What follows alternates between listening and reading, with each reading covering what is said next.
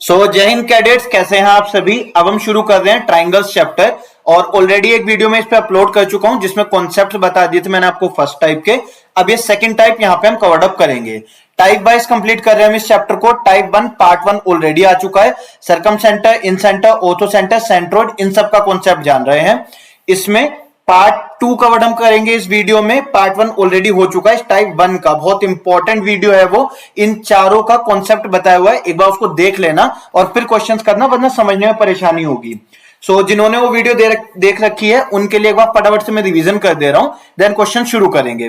देखो सेंट्रोइड में हमने क्या समझा था, जहां पर मीडियंस इंटरसेक्ट होती हैं उस पॉइंट को कहा जाता है सेंट्रोइड। सेंट्रोइड को हम जी से डिनोट करते हैं। देन सेंट्रोइड एक मीडियन को 2:1 के रेशियो में बांटता है। ये हमारे पास जो मीडियन है ये 2:1 के रेशियो में डिवाइड होती है सेंट्रोइड से।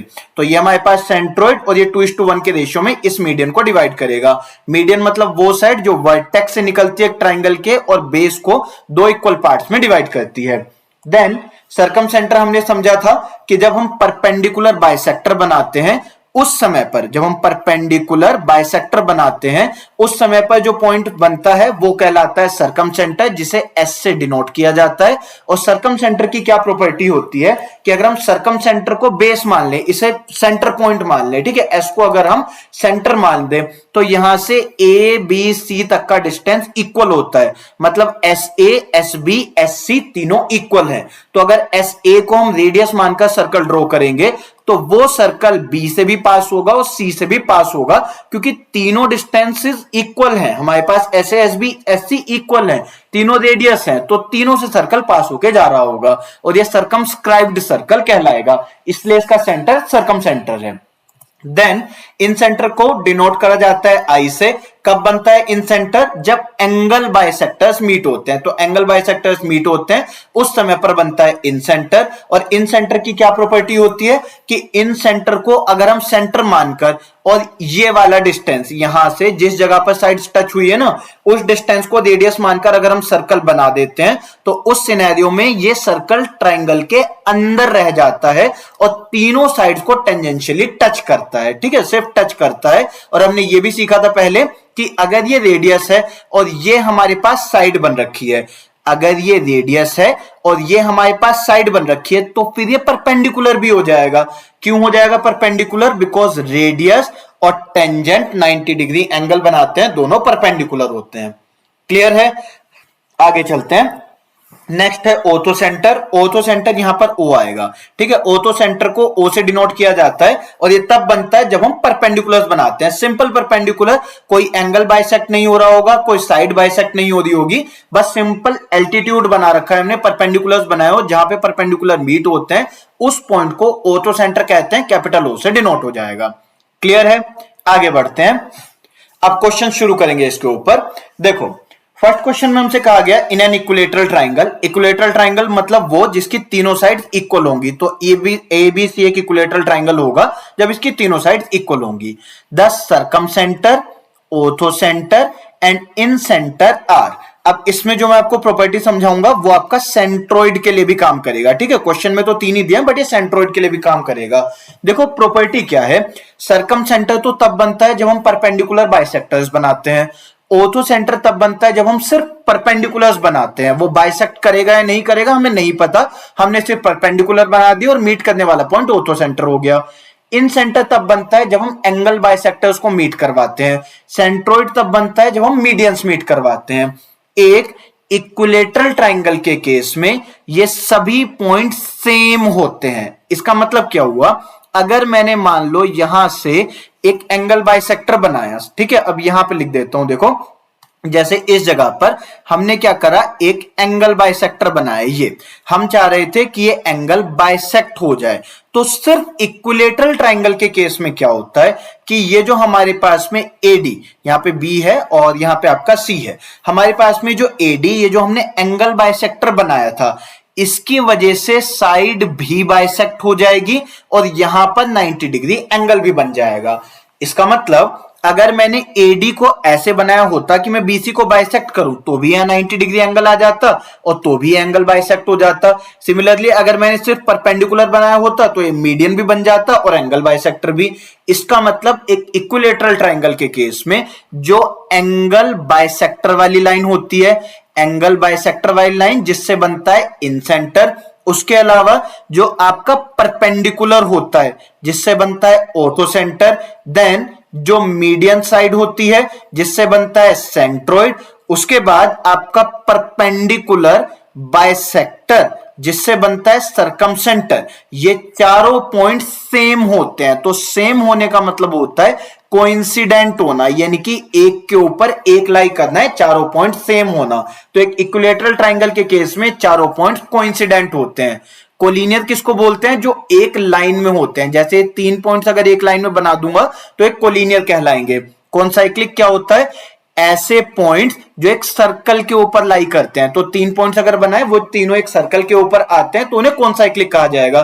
3 पॉइंट्स तो वैसे एक सर्कल बना ही देते हैं, अगर 3 से ज्यादा पॉइंट्स है, लेट से 4 5 6 8 पॉइंट्स हैं, तो उनको कॉनसाइक्लिक बोलने का मतलब होगा कि वो सभी पॉइंट्स मिलकर एक सर्कल बनाते हैं, एक ही सर्कल के ऊपर लाई करते हैं। क्लियर है? आगे बढ़ते हैं। अगले क्वेश्चन में हमसे कहा गया which of the following statements is true. देखो तीनों ऑप्शंस एक जैसे हैं, बस ये बदला हुआ है कि इन सेंटर है, सरकम सेंटर है, ऑर्थो सेंटर है। ऑप्शन में क्या लिखा है? द डैश, नाम नहीं ले रहा हूं अब मैं इसका, the dash of a triangle is equidistant from the sides of the triangle. हमसे कहा गया एक ट्राइंगल की जो साइड्स हैं, ये हमने एक रैंडम ट्राइंगल बना लिया, ठीक है, ये हमने कोई भी एक रैंडम ट्राइंगल बना लिया और ये हो गया एबीसी। अब हमसे बोला गया कि ये जो तीनों साइड्स हैं, एक पॉइंट ऐसा है जो इन तीनों से बराबर दूरी पर है, मतलब एबी से भी, बीसी से भी और सीए से भी। तो इसके लिए आपको एक छोटा सा कॉन्सेप्ट जानना पड़ेगा। देखो ये पॉइंट पी है, ऐसे ऐसे कॉन्सेप्ट ना एक एक बार ही बताऊंगा, बार बार रिपीट नहीं करूंगा, और जरूरी नहीं है कि अगर एक कोर्स में बता दिया तो अगले में भी बताऊंगा। इसलिए जितने कोर्सेज आपके डाल रहा हूं एनडीए और सीडीएस के लिए, जो कुछ भी आपका डोमेन है आप उसके अकॉर्डिंग कोर्सेज सारे देखना, क्योंकि उस चैप्टर से हटके ही मैंने कुछ कॉन्सेप्ट बताए होंगे। देखो हमारे पास में ये एक पॉइंट P है और ये एक लाइन AB है। अब देखो P से AB तक तो बहुत सारी लाइंस आ सकती हैं, तो हम P और AB के बीच में डिस्टेंस कैसे निकालेंगे? मतलब एक पॉइंट और एक लाइन के बीच में डिस्टेंस निकाला कैसे जाता है? तो डिस्टेंस निकाला जाता है परपेंडिकुलर डालकर। जो परपेंडिकुलर होता है ये शॉर्टेस्ट डिस्टेंस होता है। अगर मैं देखो A और P को ज्वाइन कर दूं तो P का A से डिस्टेंस आ जाएगा, तो P का क्या वो AB से भी डिस्टेंस है? वो गलत है। P का AB से डिस्टेंस नहीं है। एक पॉइंट का लाइन से डिस्टेंस कैसे आता है? परपेंडिकुलर डालकर। तो देखो ये कोई पॉइंट P है हमारे पास, ये पॉइंट AB, BC और CA से बराबर दूरी पर है। तो AB, BC, CA से इसका डिस्टेंस निकालेंगे कैसे? परपेंडिकुलर डालकर। तो हमने डाला एक परपेंडिकुलर, देन ये परपेंडिकुलर, और सिमिलरली ये भी हमारे पास परपेंडिकुलर आएगा। सॉरी मेरी ड्राइंग थोड़ी अच्छी नहीं है, तो अभी हमने ये परपेंडिकुलर डाल दिए। तो जैसे मान लो यहां पर x है, ये y है और ये z है, तो बेसिकली px, py और pz बराबर है। क्वेश्चन में हमसे ये तो बोला जा रहा है कि ये जो हमारे पास पॉइंट है ये तीनों साइड से बराबर दूरी पे, यानी कि px, py, pz से बराबर दूरी पर है। तो शायद अब आप समझ पा रहे होंगे कि अगर मैं इस p को सेंटर मान दूं तो ये px, py, pz ये तीनों रेडियस हैं, और अगर ये तीनों रेडियस हैं तो मैं इस तरीके से एक सर्कल कंप्लीट कर सकता हूं। अब ये जो P पॉइंट है तीनों से बराबर दूरी पर आ रखा है ना, तो एक कौन सा पॉइंट बन जाएगा? इन सेंटर।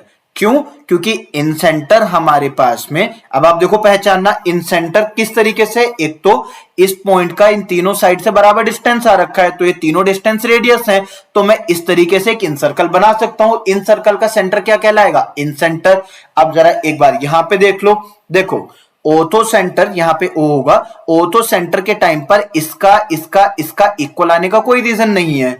सरकम सेंटर के टाइम पर ये वाला जो डिस्टेंस होता है ना, ये सेंटर से लेकर या तो वर्टेक्स तक का लगाओ या फिर आप लगाओ सर्कल तक का, ये जो डिस्टेंस होता है वो बराबर होता है। लेकिन इस पॉइंट से लेकर यहां तक का साइड का डिस्टेंस ये इक्वल होना नहीं होता है जरूरी।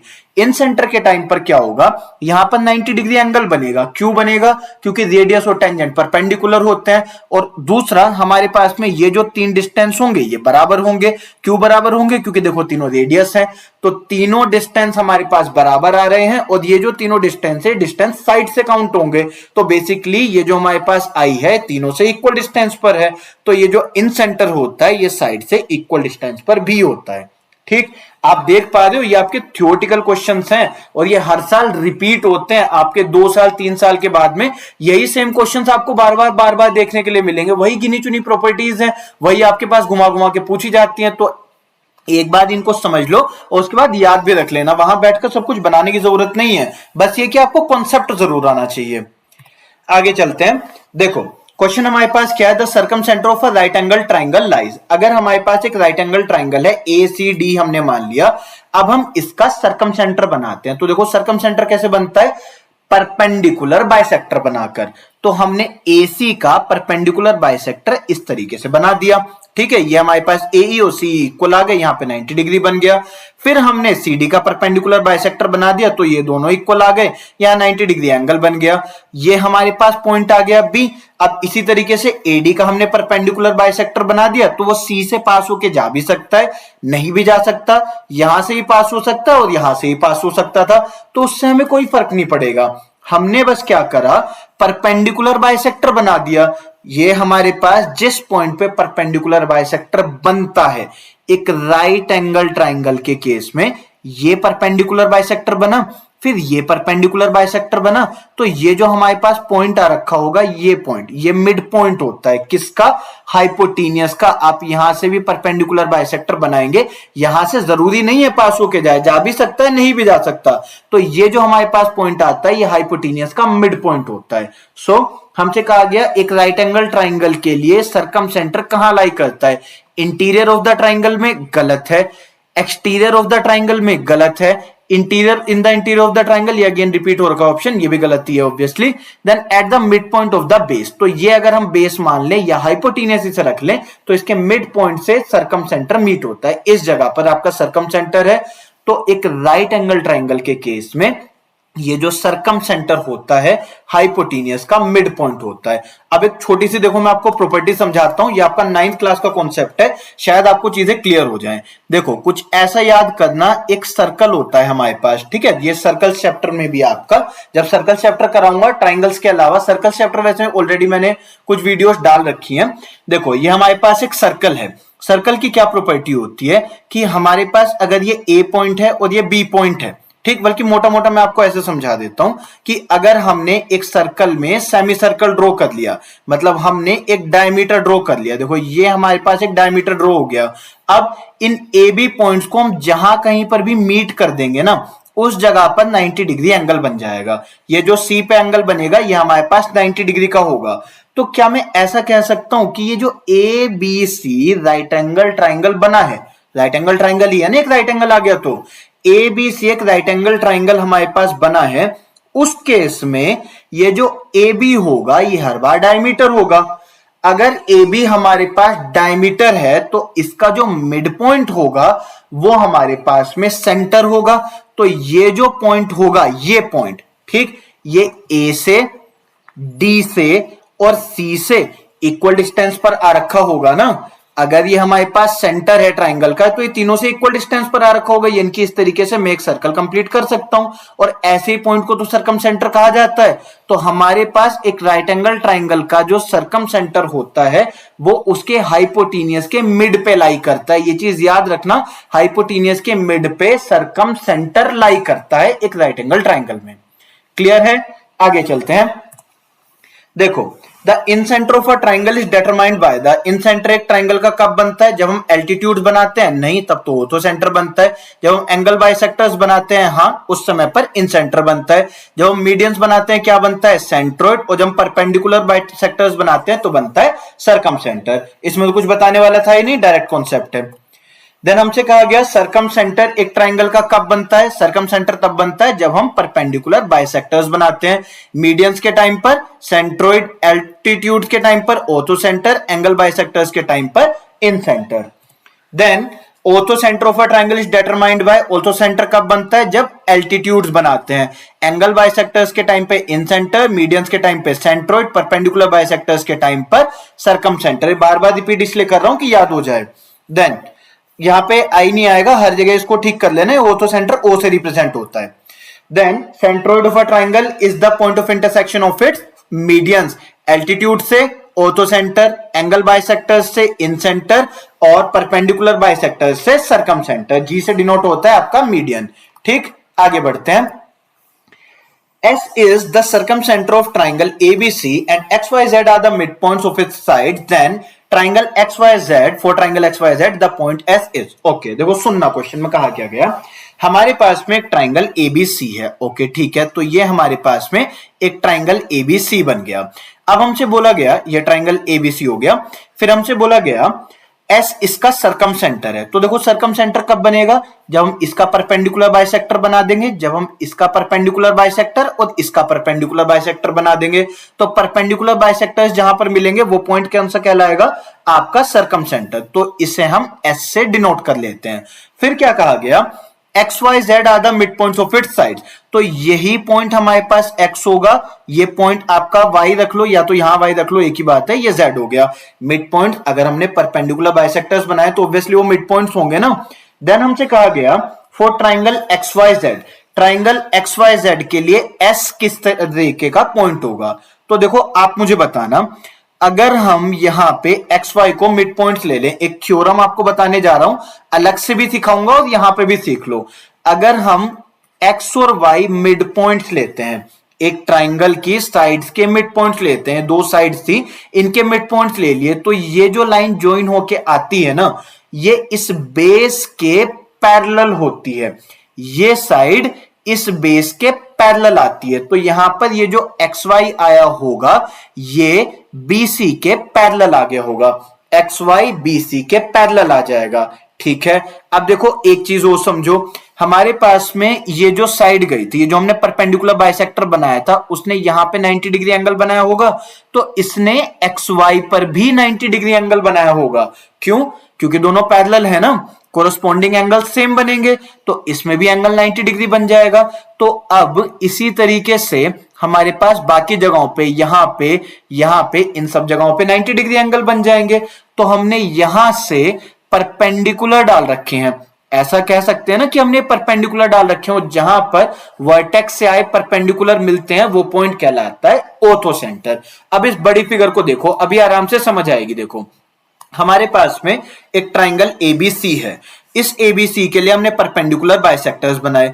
परपेंडिकुलर बाइसेक्टर्स जब बनाए तो ये जो x है, y है और ये जो z है, ये हमारे पास मिड पॉइंट्स आ गए और इन जगहों पर ये हमारा 90 डिग्री एंगल भी बन गया।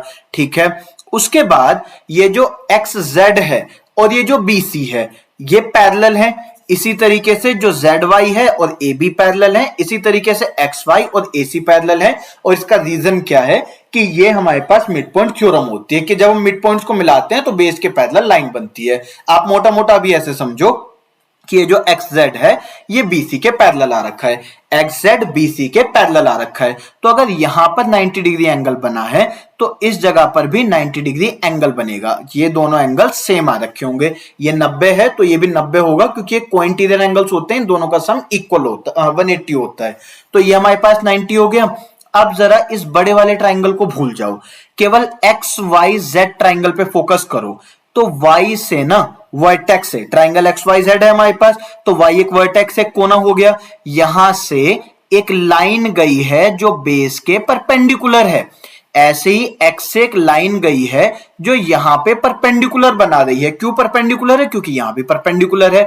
इसी तरीके से Z से एक लाइन गई है जो यहां पे परपेंडिकुलर बना रही है। तो जहां पे परपेंडिकुलर मीट होते हैं उस पॉइंट को क्या बोला जाता है, ऑर्थो सेंटर। तो जो S इसके लिए ट्राइंगल एबीसी के लिए सरकम सेंटर था वो XYZ के लिए ऑर्थो सेंटर हो जाएगा। ये हमारा आंसर है। क्लियर है, आगे बढ़ते हैं। अगले क्वेश्चन में हमसे कहा गया, अगर कोई क्वेश्चन समझ नहीं आ पाए तो आप कमेंट्स में मेंशन कर देना, मुझे बता देना कि ये कॉन्सेप्ट एक और बार रिपीट कर दो, अभी नहीं आ पाया। अच्छा, अगर आपको मेरा पढ़ाना पसंद आ रहा हो और आप चाहते हैं कि मैं लाइव क्लासेस स्टार्ट करूं या प्रीवियस ईयर अलग से कराऊं, मींस जो कुछ भी आपकी कंटेंट से रिलेटेड डिमांड है, कुछ स्पेशल तरीके का कंटेंट आप चाहते हैं, तो प्लीज कमेंट में मेंशन करिए, मैं आपकी डिमांड को फॉलो करने की जरूर कोशिश करूंगा। देन हमसे कहा गया if S is the circum centre of triangle ABC। Okay ठीक है, S ट्राइंगल ABC का सर्कम सेंटर है, देन एस के लिए क्या प्रॉपर्टी है, तो एस देखो इक्विडिस्टेंट है फ्रॉम द साइड। क्या एस साइड से इक्विडिस्टेंट है? गलत। वो किसके केस में होता है? इन सेंटर के केस में। S is equidistant from the vertices, x vertices से इक्विडिस्टेंट है, गलत है। हो सकता है परपेंडिकुलर बाइसेक्टर आपका वर्टेक्स से निकल के ना जाए, ये बी से पास ही ना हो, तो हमारे पास में इस डिस्टेंस का तो कोई यूज ही नहीं है। तो हमारे पास में एस इक्विडिस्टेंट किससे होता है? एस इक्विडिस्टेंट होता है यहां से, आपका एस इक्विडिस्टेंट होता है इनसे, साइड से। देखो समझाता हूं, एक मिनट यहां पे वापस आ जाते हैं। ओके, देखो समझना, हमसे क्या बोला गया, हमारे पास में A S B S C S produced are the altitudes on the opposite side. अगर हम A S B S C S को एक्सटेंड कर दें, देखो ए एस को अगर हम आगे बढ़ाएं तो जरूरी नहीं है वो यही वाली लाइन आगे जाए। अगर हमारे पास एक ट्राइंगल है, ठीक है, ये एक ट्राइंगल है, ये हमने परपेंडिकुलर बना दिया। अब जरूरी थोड़ी है कि ये परपेंडिकुलर आपका यहां से पास होके जा रहा होगा, तो अगर हम इस तरीके से इसे ज्वाइन कर दें तो ये परपेंडिकुलर यहां के बन जाए, कोई मैंडेटरी थोड़ी है। तो ये पॉइंट गलत हो गया। फिर कहा गया S S B S C are angle bisectors. S B S C angle bisectors नहीं है क्योंकि उस समय पर ये इन सेंटर बनता, तो ये सेकंड पॉइंट भी गलत हो गया। फिर हमसे कहा गया S is equidistant from the vertices.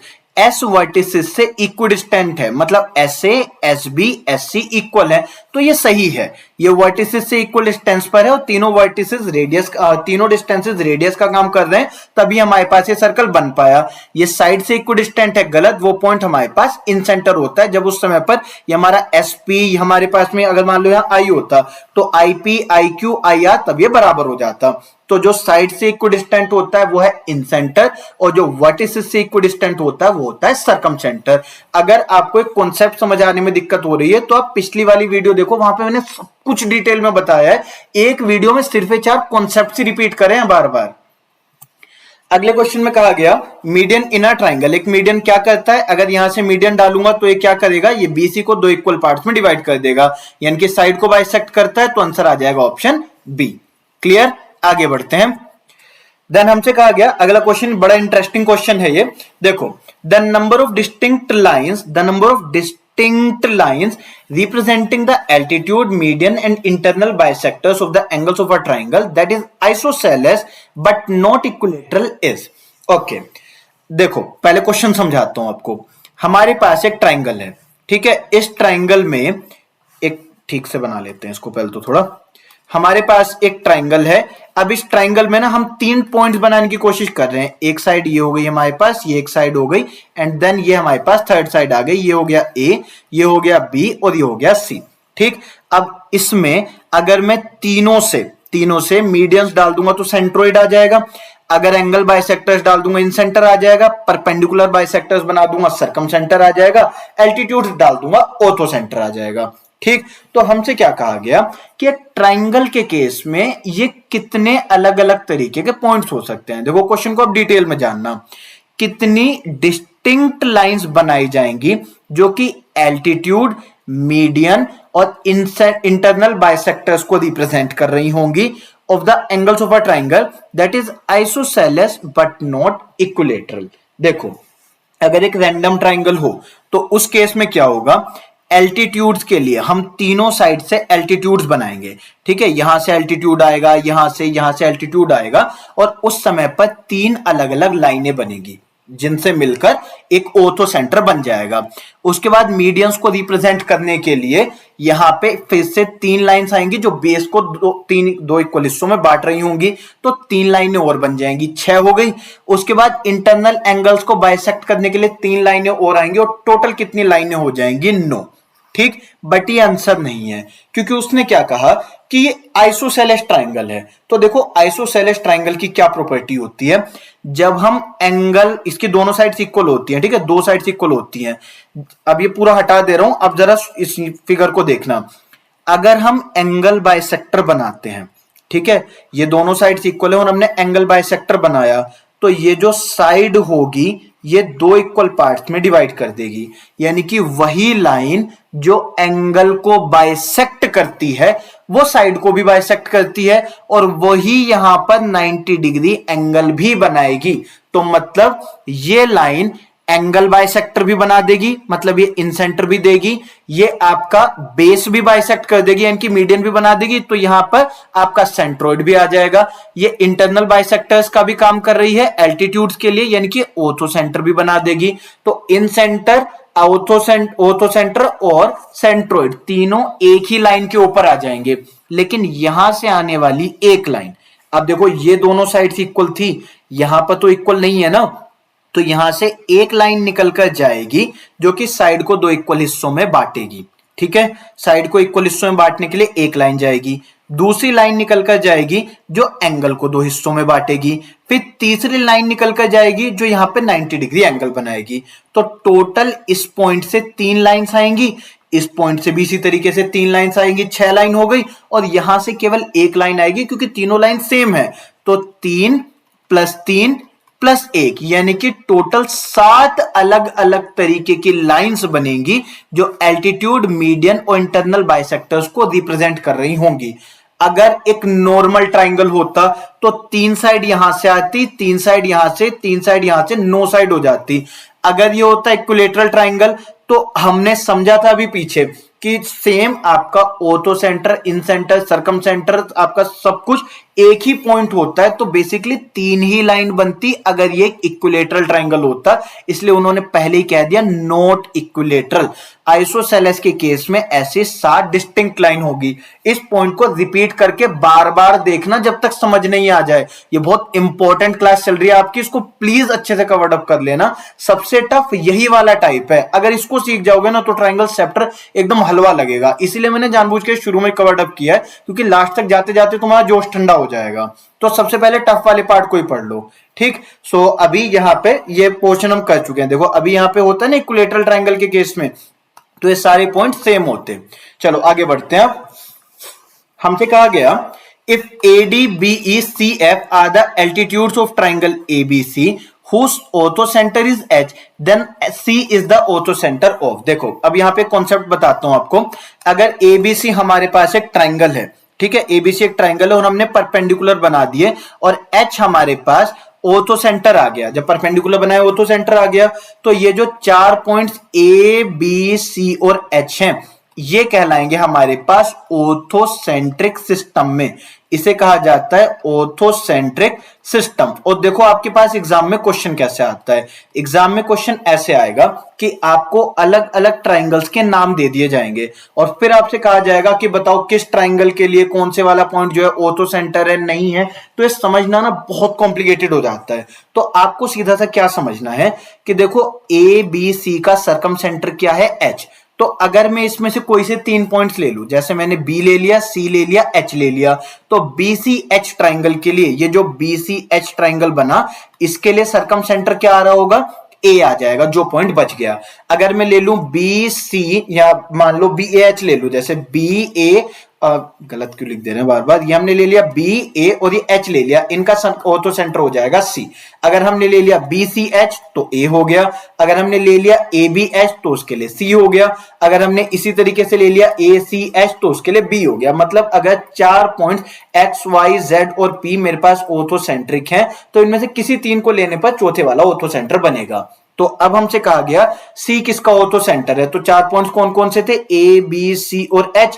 तो C किसका सर्कम सेंटर होगा, ABH ट्राइंगल का, तो आंसर हो जाएगा ऑप्शन A वाला। क्लियर, बस इतना जान लो, इनफ है इस वाले क्वेश्चन के लिए। अगले क्वेश्चन में हमसे कहा गया the number of points in the plane of a triangle ABC which are equidistant from the vertices of the triangle। देखो वही क्वेश्चन रिपीट करके बार बार पूछा जा रहा है, हर बार आप देख पा रहे होंगे सेम क्वेश्चन रिपीट हो रहा है। यहां पर हुआ क्या, हमसे कहा गया वर्टिसेस से एक पॉइंट इक्विडिस्टेंट है। वर्टिसेस कौन सी होती हैं ट्राइंगल की, ये वाली जो कोने हैं। तो ABC से इक्विडिस्टेंट आने वाला पॉइंट कौन सा हो जाएगा, यहाँ पे मैंने देख लेना एक बार कुछ गलती करी हुई है, देखते हैं आप पहचान पाएंगे कि नहीं। हमारे पास में यहाँ पे वर्टिसेस से इक्विडिस्टेंट आने वाला पॉइंट, ABC से इक्वल डिस्टेंस पर आने वाला पॉइंट कौन सा होगा, ये मांगा है। तो क्या I AB और C से इक्वल डिस्टेंस पर है, नहीं। I तो X Y Z से इक्वल डिस्टेंस पर है, मिड पॉइंट से इक्वल डिस्टेंस पर है। यानी कि ये जो हमारे पास में साइड्स है ना, साइड से इक्वल डिस्टेंस पर आने वाला पॉइंट है इन सेंटर, और वर्टिसेस से इक्वल डिस्टेंस पर आने वाला पॉइंट कौन सा है, सर्कमसेंटर। तो यहां पर हमसे पूछा गया ऐसे कितने पॉइंट्स है, तो पॉइंट तो देखो एक ही है, पॉइंट हमारे पास सर्कमसेंटर एक ही पॉइंट ऐसा होता है जो कि ए बी सी से वर्टिसेस से इक्वल डिस्टेंस पर आता है। अगर यहाँ वर्टिसेस की जगह पर साइड्स लिखा होता तो आंसर तभी भी बना आता, पर उस समय पर हम इन सेंटर की बात कर रहे होते, ना कि सर्कमसेंटर की। क्लियर है, आगे चलते हैं। देखो यहां पर आपके पास 3 पॉइंट्स हैं। हमारे पास में एक आइसो आपका एक्यूट एंगल्ड ट्राइंगल है जिसमें तीनों एंगल्स 90 डिग्री से कम है। एक आपके पास में राइट एंगल ट्राइंगल है जिसमें एक एंगल 90 डिग्री का है। एक आपके पास में ऑब्ट्यूज एंगल्ड ट्राइंगल है जिसमें एक एंगल 90 डिग्री से बड़ा है। तो एक्यूट एंगल ट्राइंगल का जो ऑर्थो सेंटर होता है, तीनों साइड्स पे जब हम परपेंडिकुलर डालते हैं तो वो पॉइंट अंदर ही लाई करता है। एक राइट एंगल ट्राइंगल के केस में ये वाला जो पॉइंट होता है जहां पर 90 डिग्री एंगल बना है वो ऑर्थो सेंटर होता है, और एक ऑब्ट्यूज एंगल ट्राइंगल के केस में ऑर्थो सेंटर बाहर बनता है। ये मैंने फिगर बना रखी है आपकी अंडरस्टैंडिंग के लिए। देखो अगर हमारे पास में ट्राइंगल कुछ इस तरीके से है, ठीक है, यहां पर ए है, यहां पर बी है और यहां पर सी है, तो आप देख पा रहे हैं ना ए से बीसी के ऊपर परपेंडिकुलर नहीं डल सकता। तो कैसे डलेगा परपेंडिकुलर, इसको आगे खींच के ऐसे डलेगा परपेंडिकुलर। तो यहां पे हमने यही कर रखा है, ए पॉइंट से बीसी पे परपेंडिकुलर नहीं डल सकता तो आगे खींच के परपेंडिकुलर डाला है। अब यहां पे सी से ए बी पे परपेंडिकुलर नहीं डल सकता तो आगे खींच के डाला है। बी से ए सी पे परपेंडिकुलर डल सकता है तो वो ये रहा तीनों पॉइंट्स। अब ये वाला अगर मान लो पी है, ये बी है और ये क्यू है, तीनों पॉइंट्स मिल तो नहीं रहे, तो इन्हें हम आगे खींच के लेके जाएंगे, तब तक एक्सटेंड करेंगे जब तक मिल नहीं जाते। तो ये जो पॉइंट बाहर बनेगा ये कहलाएगा ऑर्थो सेंटर, यानी जहां पर तीनों एल्टीट्यूड्स आकर मिले हैं। आपको क्या याद रखना है कि एक एक्यूट एंगल ट्राइंगल का ऑर्थो सेंटर अंदर होता है, राइट एंगल ट्राइंगल का ऑर्थो सेंटर राइट एंगल वाले पॉइंट पर होता है, देन ऑब्ट्यूज एंगल ट्राइंगल का ऑर्थो सेंटर आपका ट्राइंगल के बाहर होता है। सही, आगे चलते हैं। हमसे कहा गया the points in the plane of a triangle which is at equal perpendicular distance from the sides of the triangle. देखो पीछे मैंने कहा था ना, आपका साइड से जो डिस्टेंस इक्वल होता है वो पॉइंट कौन सा होता है, इन सेंटर। अगर वर्टिसेस से इक्वल डिस्टेंस पर बोला जाता तो आंसर आ जाता सर्कम सेंटर, पर क्योंकि यहां पर आपको इन साइड से इक्वल डिस्टेंस पर बोला गया तो वो पॉइंट हो जाएगा इन सेंटर। ठीक, ये 90 डिग्री एंगल होता है, देन ये रेडियस होता है, याद है ना, रेडियस टेंजेंट परपेंडिकुलर, ये सब बताया था अभी पीछे। फिर अगले क्वेश्चन में हमसे कहा गया इन सेंटर, जैसे अभी ऑर्थो सेंटर के लिए सीखा वैसे इन सेंटर के लिए सीखो। Incentre of a triangle lies in the interior of. देखो एक ट्राइंगल के जो एंगल्स होंगे, जो इंटरनल एंगल्स होंगे वो तो अंदर ही होंगे, तो उनके जो बाइसेक्टर्स मीट करेंगे वो भी अंदर ही मीट करेंगे, चाहे वो एक्यूट एंगल ट्राइंगल हो, ऑब्ट्यूज एंगल ट्राइंगल हो या राइट एंगल ट्राइंगल हो, तीनों के जो इंटरनल बाइसेक्टर्स आकर मिलते हैं वो अंदर ही मिलते हैं, तभी तो ये सेंटर हमारे पास अंदर रहेगा और उसके बाद में ये जो डिस्टेंस होगा ये रेडियस के बराबर आएगा। सो एक इन सेंटर हमेशा ट्राइंगल के अंदर आता है। तो यहां पर कहा गया incentre of a triangle lies in the interior of an isosceles triangle only, गलत है। Right angle triangle only, an equilateral triangle only, तीनों के केस में ही ये इन सेंटर अंदर होता है, इसलिए तीनों गलत हैं, तो इसका आंसर हो जाएगा एनी ट्राइंगल। क्लियर, आगे चलते हैं। DEF are respectively the midpoints of BC, C and AB of a triangle ABC। तो AB, BC, CA में ये जो हमारे पास में D, E और F है ये तीनों मिड पॉइंट्स हैं। देन हमसे कहा गया the ortho centre of triangle DEF। देखो अगर हमारे पास ये ट्राइंगल DEF है, इसको यहां बड़ा करके दिखा दे रहा हूं, अगर ये DE और ये F ट्राइंगल है, अगर मैं इसका ऑर्थो सेंटर बनाऊं तो कैसे बनाऊंगा, यहां से एक परपेंडिकुलर डालकर, बेस बाइसेक्ट होना जरूरी नहीं है, बस यहां पे परपेंडिकुलर आना जरूरी है। ई से एक परपेंडिकुलर डालूंगा और ऐसे ही एफ से एक परपेंडिकुलर डालूंगा। तो अगर मुझे ये DEF का ऑर्थो सेंटर बनाना है, ठीक है, इन तीनों पॉइंट्स को देखो ज्वाइन कर लिया, DEF को हमने ज्वाइन कर लिया। अब क्या करा, D से हमने परपेंडिकुलर डाला तो देखो ये परपेंडिकुलर बन गया। बस इस एक की मदद से समझा दूंगा वरना ज्यादा मिक्सअप सा हो जाएगा। तो देखो हमने परपेंडिकुलर डाला, अब ये जो E और F है ये मिड पॉइंट्स हैं, तो ये जो EF वाली लाइन होगी, ये जो EF वाली लाइन होगी ये AB के पैरेलल होगी। मिड पॉइंट थ्योरम में सीखा था ना, मिड पॉइंट ज्वाइन करते हैं तो बेस के पैरेलल लाइन आती है। तो अगर यहां 90 डिग्री एंगल बना है तो यहां पर भी 90 डिग्री एंगल बन रखा होगा। तो अब D मिड पॉइंट तो पहले से ही था, इसका नाम जैसे P रख दो, तो D, अगर मैं इस DP को देखूं तो देखो DP बाइसेक्टर तो ऑलरेडी है क्योंकि मिड पॉइंट से जाने वाली लाइन है। इसके साथ साथ यहां 90 डिग्री एंगल भी बन रहा है, तो ये जो डीपी है ये ए बी के लिए परपेंडिकुलर भी है और बाइसेक्टर भी है, तो फिर तो ये परपेंडिकुलर बाइसेक्टर है।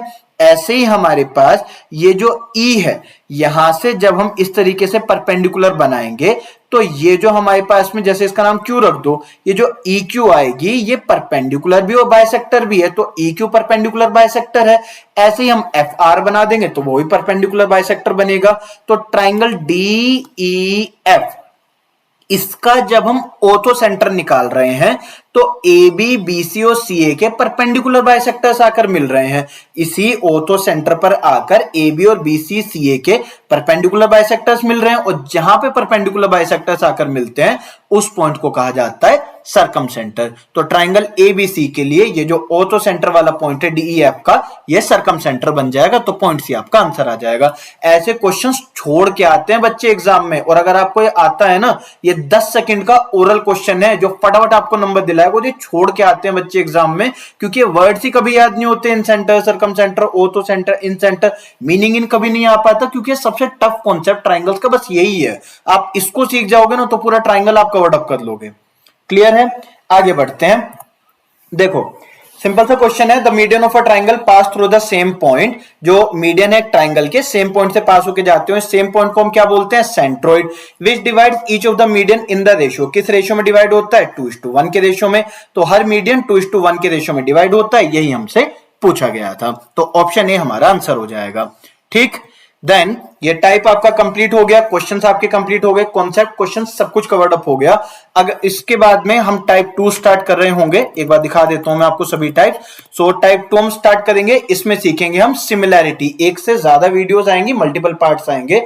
अगर आपको मेरी मेहनत पसंद आ रही है और आपको लग रहा है सचमुच में इतना कवर्ड अप करके आपका एग्जाम निकल जाएगा, जो कि फॉर श्योर निकल जाएगा, तो इस कोर्स को शेयर करें, लाइक करें, सब्सक्राइब करें चैनल को। This will be all for me. So thank you.